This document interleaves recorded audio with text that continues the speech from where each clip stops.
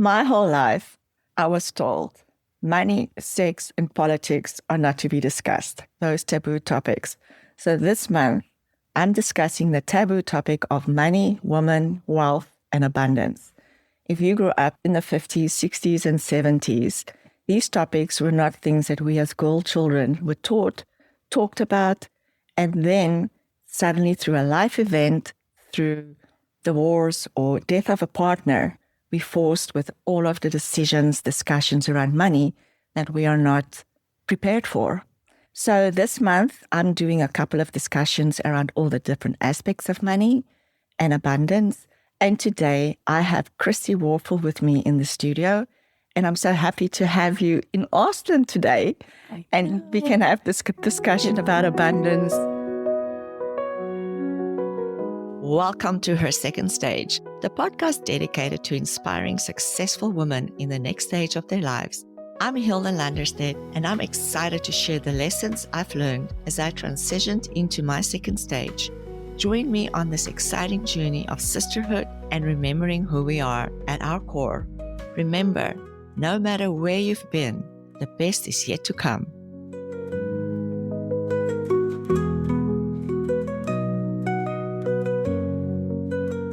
So my beautiful friend Kristi is, like I just said, visiting Austin.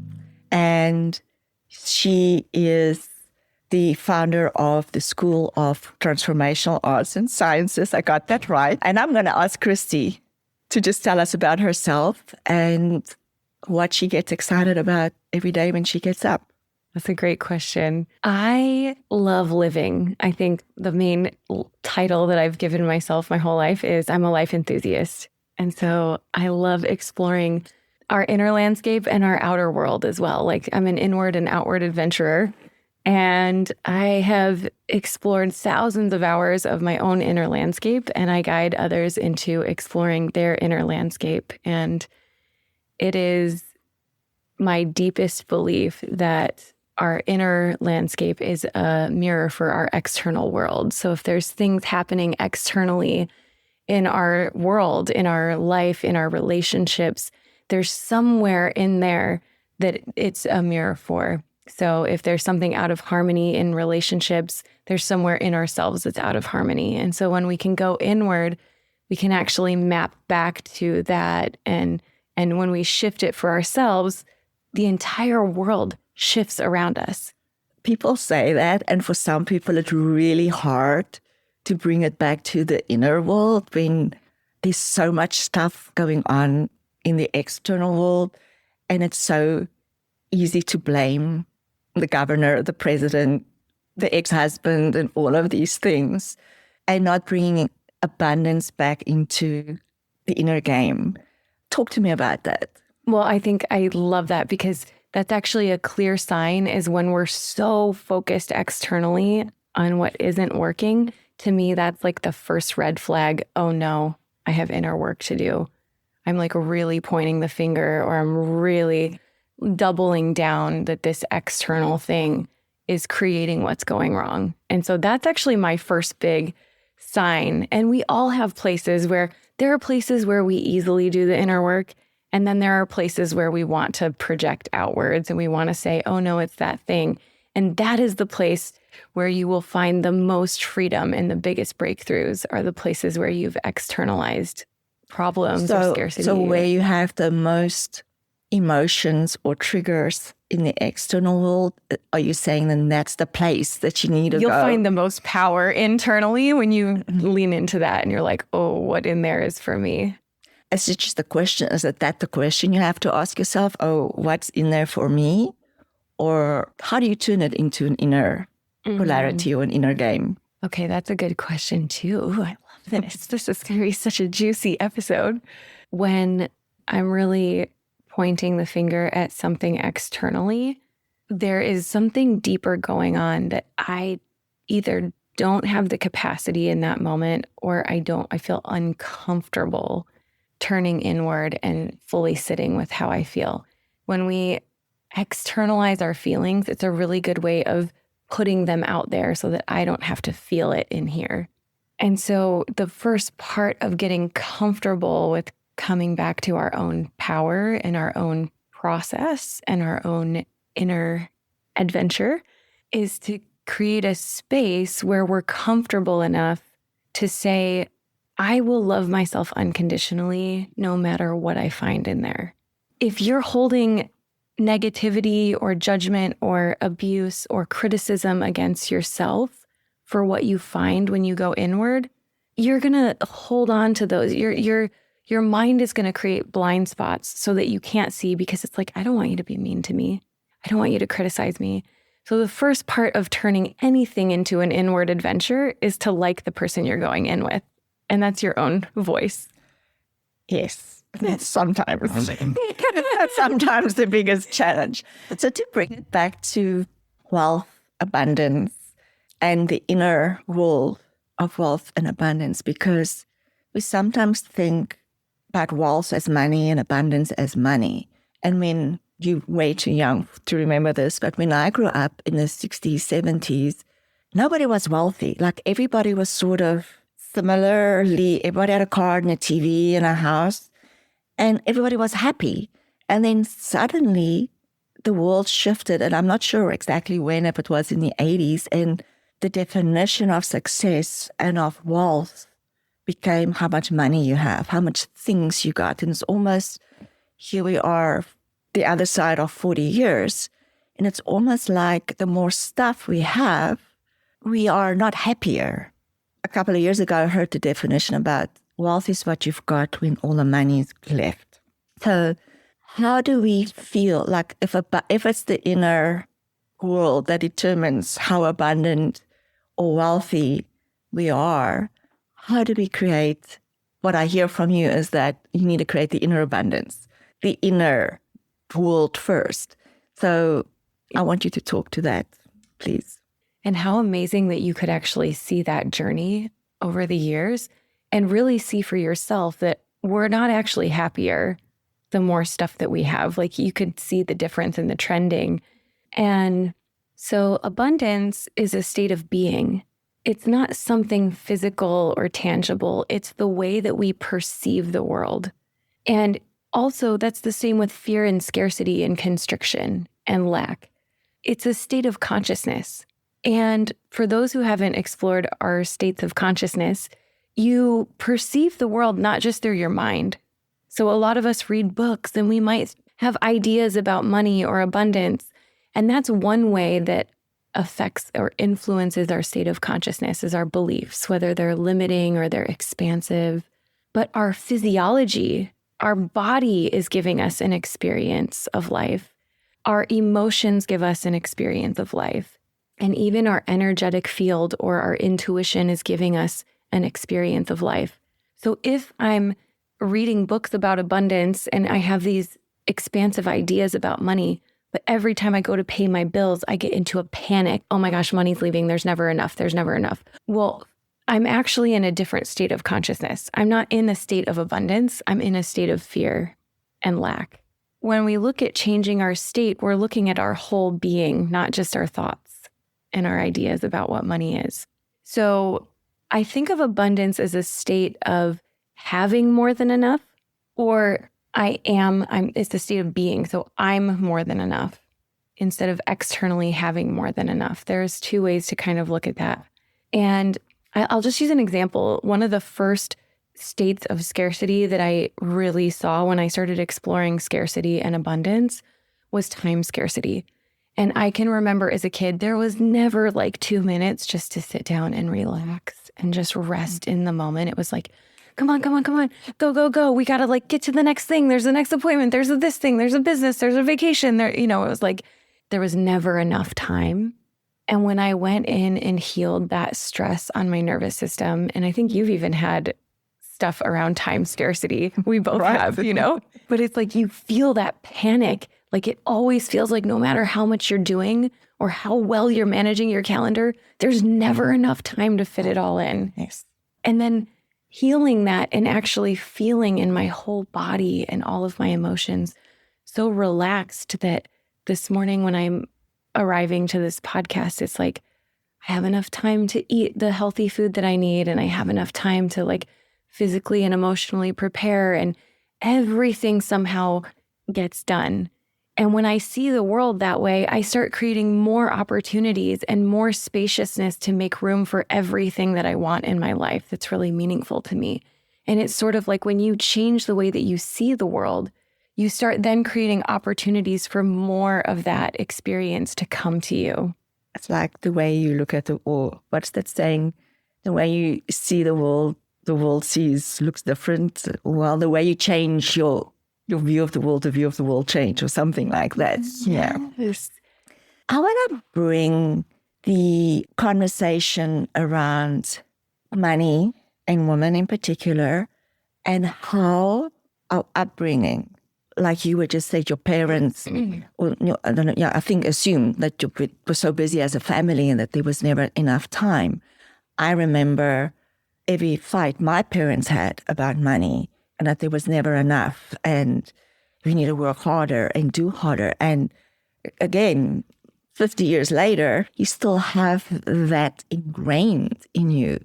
And what we come to believe is money is everything and money is really nothing. But how does our upbringing and the conversations around our parents' behaviors impact us throughout our lives? And I know you deal with that. A lot of clients that you see, I think, have a lot of that they need to release. So tell me about the experiences that you have with your clients and how that impacts their lives and what they do to feel more abundant. I think abundance is such a personalized game because just like you said, you grew up and your parents were always never enough money. And so there could have been an ingrained or a deeply embedded fear around not having enough or not knowing how to make enough. For me with money, it was a little bit different. My parents were business owners. They did pretty well for themselves. I always thought and was told money is easy to make, like money's everywhere. There's, you can make money doing anything. So I think that was something that my dad always locked in with us is like, you could make money doing anything, whether you're the best bartenders in the world are throwing bottles with flames coming out of them and there's these big huge performances. He's like, so if you want to be the best bartender in the world, you can make a lot of money doing that. Or if you want to be the best, like if you want to go and invest and you want to make passive income, and they got us like passive income books. And so I think there was just this beautiful instillment of like there's money to be made in anything. So it really got me to consider, well, what's meaningful to me? Like if I could make money doing anything, how do I want to make money and what would really help me to thrive?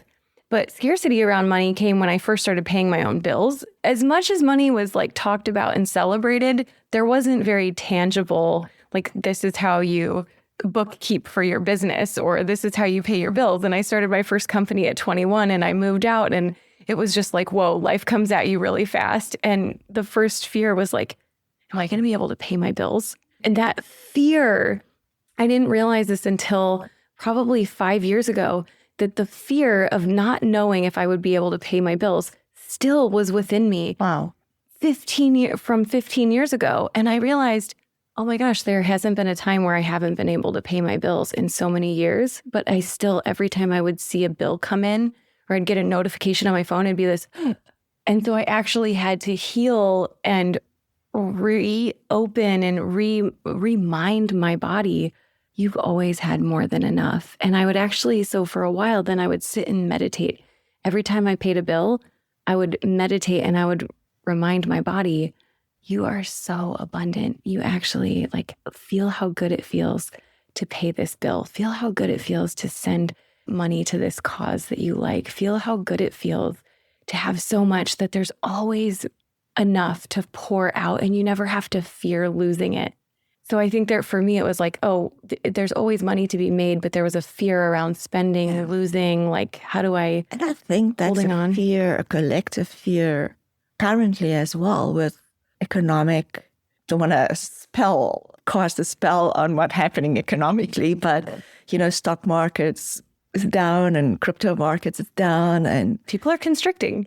In a constricting market, how do you give listeners some advice about how do they stay abundant when they have those fears? Are they going to have a job at the end of the month? Are they going to, how do you not go into scarcity or fear? I think that this time is probably teaching people self-mastery, at least for me. I know in my world, a lot of people have been healing for a while and they've been doing the inner work for a while, and their capacity is really high. When we go into fear and scarcity, we go into our fear and scarcity patterns.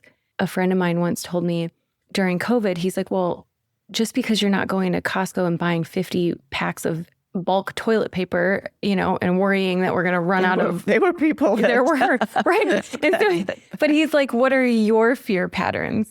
Yeah. And mine's work. So I was like, oh my gosh, as soon as COVID hit, I was like, I'm going to start this new thing. I'm going to start this new business. And I was just in my office every day. And I realized, oh, my fear pattern is when I don't know what the outcome is, I know I can just always work my way through anything. Oh. I was taught really hard work. And so that was like one thing I could control when I can't control external circumstances. If you know what your fear patterns are and you know where you might override the natural flow of life or the trust or the rhythm of life or the rhythm of your own body, when we start getting into anxiety, that speeds us up. So we're missing our cadence. We're missing our biological rhythm to create from, and we won't be able to hear those inner impulses of true intuition. So when we're in fight or flight, we miss our intuitive messages, our intuition of when do I need to sell my stocks? When do I need to buy stocks? And so for people in this time, it's really sinking into how do I, first of all, make space for whatever fear exists so that I can work through it and not create from it. If you listen to your fear, it's telling you what's important to you. Yeah. But when we try to avoid our fear and suppress it, it's still bubbling up under the surface. It's still driving our decisions. So stop running from your fear and just lead into it for a minute. Listen to the fear so that it can keep flow through you, flow out of you. You don't want to create from that fear. It feels like it's just not going to flow through. Just keep on coming back. I would recommend them get support. Yeah. If you feel like, because sometimes co-regulation is one of the best ways to retrain our bodies for peace, serenity, abundance, love. We entrain off of each other so much. So if there's somebody that you feel comfortable having hold space for you, to retrain yourself in those experiences, how to feel in relation to the fear or in relation, that's helpful. I think what a lot of people do, your natural is to withdraw from friends or from groups and try and figure this thing out that you're going through by yourself. And instead of going the opposite way of leaning in, feeling the feeling, and find a community or find a group or find a person.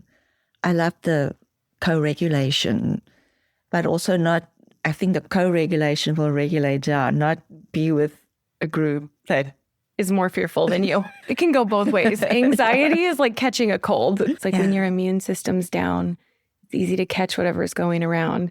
Yeah, there are times where I feel so confident about regulating myself. And when I see that I'm going into fear, I can meditate or I can hold myself or take a hot bath or go lay outside in nature. There's other times where I need a lifeline and I'm so dysregulated because this fear around something or fear of losing this, like I need some support to transform this in my own body. And if you look at money, it impacts everything, really. Every relationship, who we have friendships or relationships with, we're not going to have a relationship with ourselves. So I think this is really challenging times for us to be able to face the resistance we have in ourselves.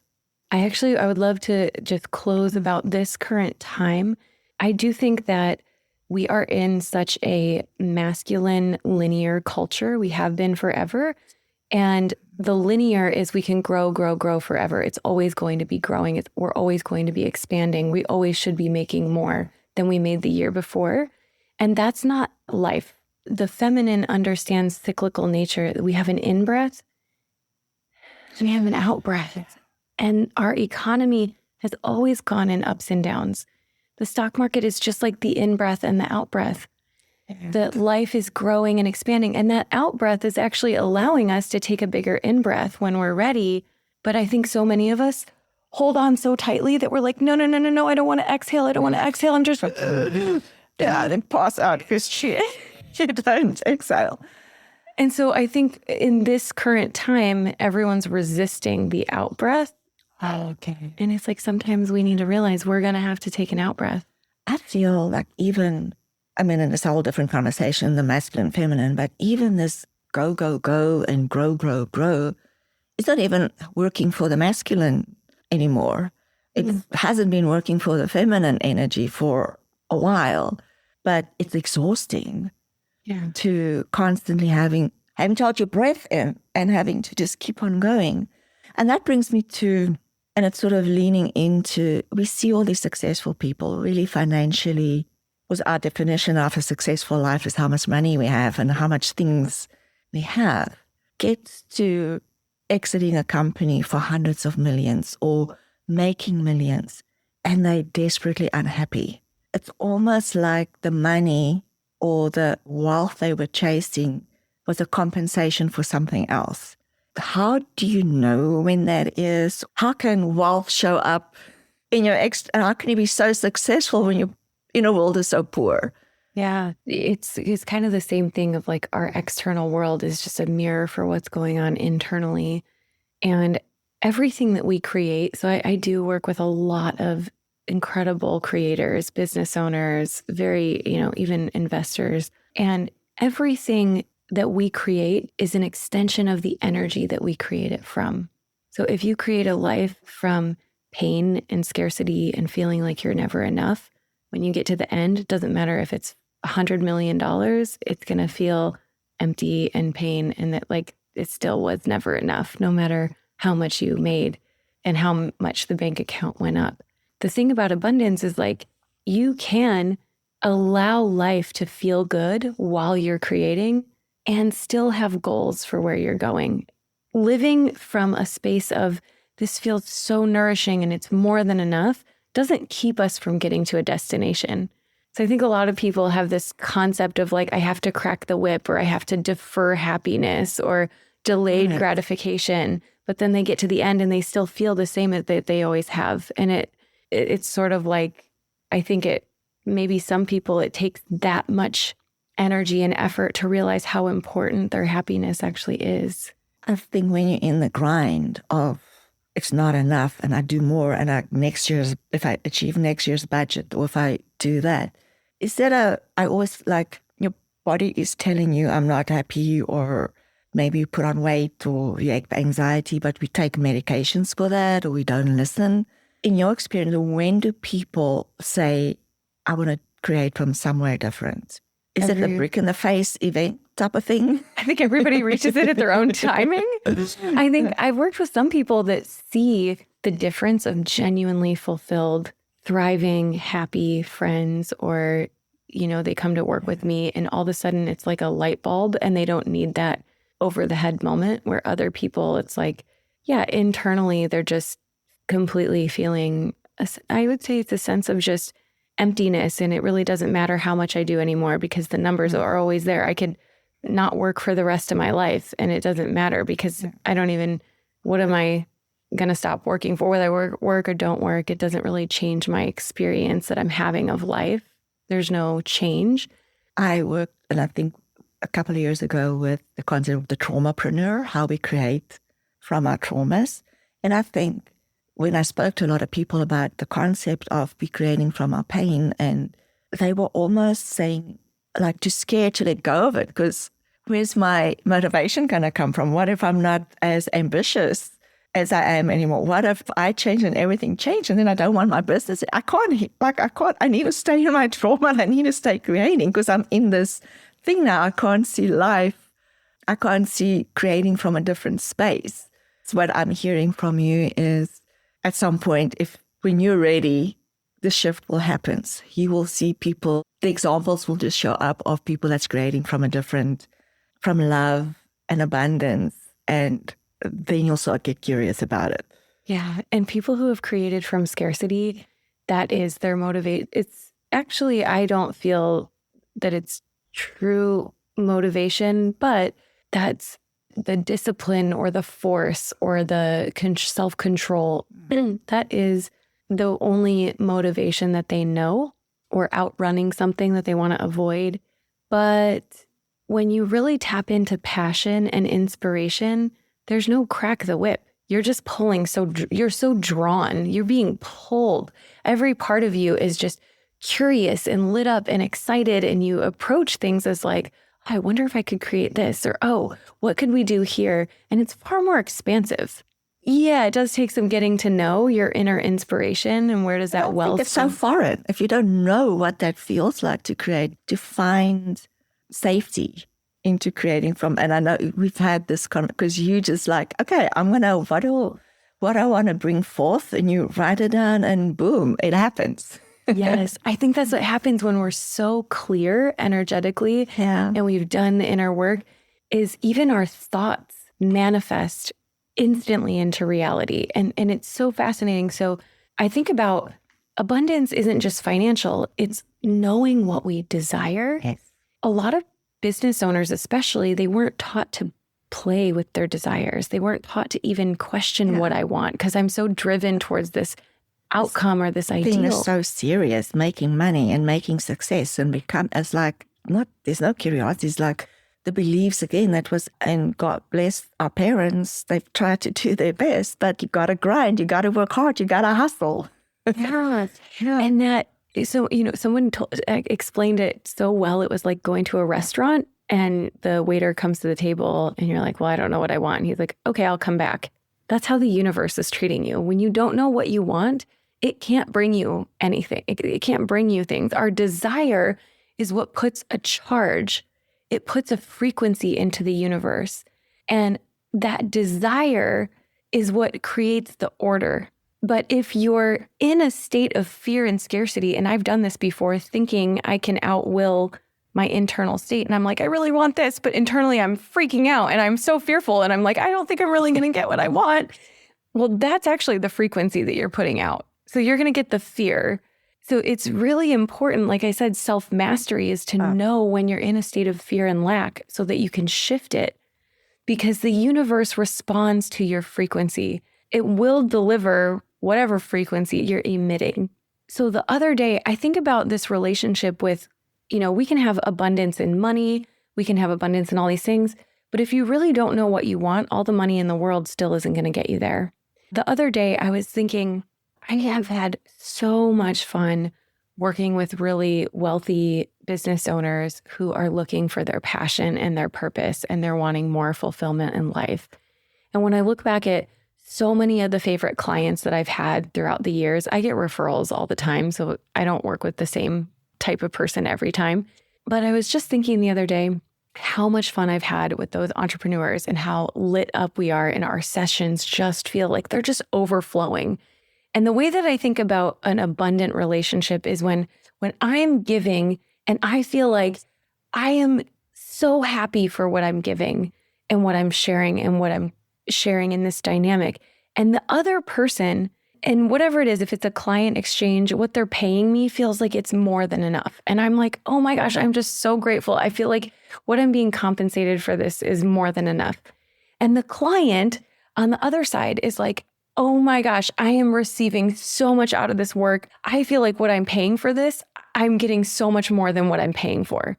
That's like an abundant relationship. And we can tell the kind of people, whether it's romantic or clients or friends, the people where we're like, no matter how much I'm giving, it doesn't really feel like I'm getting enough back, or I'm not really getting in return what feels satiating. It's important to get something, because like we've been like the giving nature of women, you shouldn't expect anything back. You should just give. Yeah. And so can we give with the expectation to receive something? I think if my perspective is without attachment. So it's when we give and it feels just genuine to give without attachment, that's abundance, when we can give freely. And we know, to me, when you know yourself, you know when it feels so good to give and it feels true to your being and it feels like I could just keep giving. This is like flowing, my cup's overflowing. And then there's times where it doesn't feel authentic to continue outpouring. And so it's knowing ourselves and being in alignment with that. And also being open to receiving. So often we're taught to like, oh, no, it's okay. Or, oh, people might offer to support us or they'll offer us opportunities. I was sitting and meditating the other day and I was barely even like consciously choosing it. This is what I feel is like when we're energetically clear, things just happen. So I was sitting with myself and thinking about how all the entrepreneurs, business owners that I've worked with that I just had a ball with, we just had such a blast and everything was so transformative. The relationships felt so abundant, so fun, so beautiful. And I was thinking to myself, gosh, I would just love to call in more clients like that this year. That's been so much fun for me. And then the second thought that I had was, I just don't know how I'm going to have time for any of that because I'm already like maxed. Like, I don't know how I'm going to go to a networking event or like do all the, I really don't know how that's going to be possible, but that's what I'd really like to call in. And then the other day, one of my clients who I worked with last year calls me and he's like, I want to know who you want to work with. I want you to tell me exactly who you have the most fun working with because I have a Rolodex full of people who would love to work with you. And I just need to know who you want to work with and I can fill your calendar with anyone that you want. And it was uncomfortable for me to receive that. I was like, oh my gosh, the universe is delivering this opportunity that I just asked for. I literally sent out the frequency and now I'm like, can I really receive that? I just want to interrupt and tell everyone, this is what happens in Kristi's life. She puts the thought, I don't even put words out or do you just think about it? So it's just in my head. And then it just happens. Every time. Every time. It's like, dang, girl. Touch me and rub on me. I want some of that. I feel like it's getting to know yourself, right? It's like getting to know what would you really want. And sometimes our ego, and this is where we have to deprogram the cultural conditioning. Yeah. Because so often we're chasing what someone else thinks we should want, and we don't actually have the charge or that internal desire. And it's that internal desire that draws the universe to us. We are the universe, but we're co-creating with life. And if we don't have that deep internal desire, that's when we have to chase because we're not sending the real frequency of desire out. What you just said there was, we think we need to do things because it's my generation has always been told what to do, what to be, how to be. And you get to this point of life and you don't want to be told what, you just know there's something misaligning. You don't want to be told what to do, but you also, it's actually a beautiful journey when your second stage starts because then you really get to go into that inner adventure that you can like, what do I want? Who am I? And your generation is just so much earlier that it happened. So it's just so amazing. And I want to, every woman that gets to late 40s, 50s, 60s, 70s, it's never too late to find yourself, to find the things that you want to let go of. And just, who am I, right? And how am I going to live life to the fullest? How? I just want to sort of start wrapping the conversation to women who got to that stage where either been married for 20, 25 years, and then there's sadly a divorce. You're faced with, I need to make all these decisions by myself, and I've never done it, or I rarely did it by myself. Or luckily, if you stayed married, but the partner passed, and it's all of this change of life. What advice do you have for women that's recreating or creating their second stage, whatever phase their second stage is in? How do we think about it? How do we do that inner getting to know myself? Because I've lost myself 30 years ago. Mm-hmm. Do they need to come and see you, work with a person? Because I know it's also not necessarily therapy where we talk about the same stuff over and over. I mean, that didn't really work for me, but because the stuff is so deep, hidden, we hide ourselves so well, and we hide it in parts of our bodies. How do you start, or if different phases of your journey, can you talk to that? I think you did it so well. And I think both of us actually had a chapter where we had to surrender to life and be like, okay, something has to change. And I think it's in that surrendering and realizing that, which so many women do, is we pour ourselves into a partner. We pour ourselves into children. I don't have children of my own, but I had stepchildren for a while. And we pour ourselves into a career. We pour our energy into all of these things. And a lot of times it's a very masculine way of doing things, is to do, give. And that doesn't replenish the feminine energy system. It doesn't replenish the feminine body.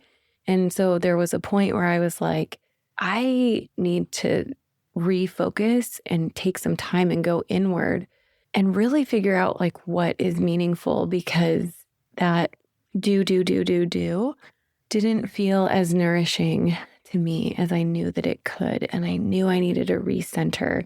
And so I think it's just in that acknowledgement. I think the more honesty we can have with ourselves, and you can have a midlife crisis at any time in your life, just to make sure that you're on track, and just throw your hands up and go, I surrender. And am I really on track? Like, is this really fulfilling me? And anything that's not working, the more honest we are with ourselves, the more access we have to change. I think it's hard when we're like, oh, no, I'm fine. Oh, no, I'm good. Or, oh, I feel guilty for doing this. Or, we hold on to being okay. And we hold on to, I've got it. I can take care of it all. And that, there's nothing that will bypass your desires more than holding on to something that's not serving you. Right. That's a lot, dude. It's a lot of work. I just want to sort of, as we're nearing the end, tell people what you do and what magic you're bringing to the world. So I love when people know, I know I could find more fulfillment. I know there's something inside of me. I know I'm not tapping into as much passion or as much life as I could be. To me, there's nothing more incredible than the mystery of our soul. Our soul, which we haven't really talked about, but our soul is this, think about the deepest love, the deepest friendship, the deepest knowing, the deepest way of being seen that you could possibly be seen or be known. And that is the wisdom of your soul. And when I work with people, yes, we're going to go into breaking patterns. Yeah, we're going to transform the scarcity that's encoded in our cells and our nervous system. I do a little bit more shamanic work with people. I would say it's really going into the soul or the unconscious and getting to witness ourselves and know the mystery that you can't read about in a book. You cannot learn. We can talk about abundance all day, but until you go into your inner world and you meet the part of yourself that knows your abundance, the part of you that knows your desire, the part of you that knows your passion, that is like tapping in to a source of energy that you can't tap into externally. So that's what I take people to do in different forms, different tools, different modalities, but it's really accessing our full life force and getting people to see themselves like so powerfully, so potently. We'll put your details in the footnotes for people to contact you. And she's really amazing at what she's doing at her job. As we end the conversation, I have a question from a previous guest for you. And it's a beautiful question, really. And it's so apt. He didn't know it was going to be for you, but his question is, if you've achieved everything in life, all of your dreams, you have everything, and God whispers in your ear, let's go, where will that take you? Thank you. What's the man's name who asked this? Stephen Young. Stephen Young. Oh my gosh, I know Steve. Okay. What a beautiful question. In my heart, I believe that people go to their heaven. Their perception of the afterlife is where their next evolution is taking them. I think for me, I'm actually not sure. I'm still exploring that. I've been beyond this experience many times. It's very formless and very energetic. And I think my mind is very open to what could be. And I've heard so many different philosophies that I have a deep trust that it's going to be beautiful. It's going to be even better. It's going to be an expansion. And I think I am still so curious. I think it's something that I learn more and more about all the time. And let's go. Let's go. We all have that calling of let's go. So same to our listeners and viewers. If you get the whisper in your ear, let's go. Answer that question for yourself as well. And Kristi Worful, she's Instagram at Kristi Worful, at Songa. And thank you so much for being here. I really appreciate you. And thank you. I'm so excited we got to talk about this today. Thank you so much. Do you have anything last that you feel needs to come through? No, I do want to sit in meditation with the question from Steve, and I'm going to really sit and open to that fully. So thank you for asking. And for us in our second stage, life is just beginning. If you enjoyed this episode, please share with your friends and like us on social media and join the Her Second Stage community. Thank you. Till next time.